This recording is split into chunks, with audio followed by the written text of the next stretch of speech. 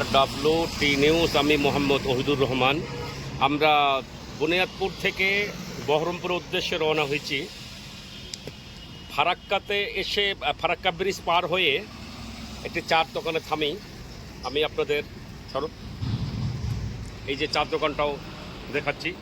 এই আমরা এই চার দোকানে, এখানে একটি কুকুর আমার গাড়িগুলোর সামনে, এই একটা ওই একটা গাড়ির পিছিয়ে আমার সামনে একদম আমার পিছিয়ে গেল।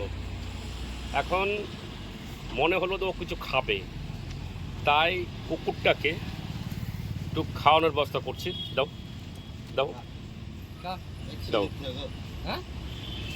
দাও, আরে ছেড়ে দাও না, আর ছেড়ে দাও না তুমি।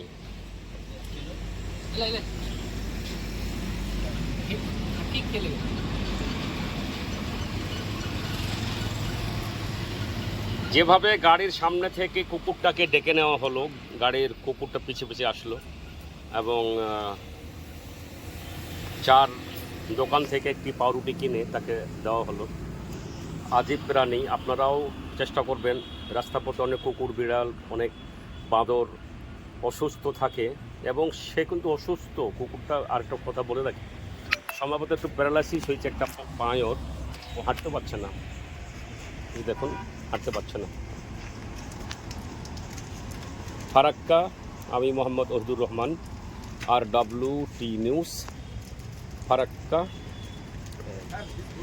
মুর্শিদাবাদ।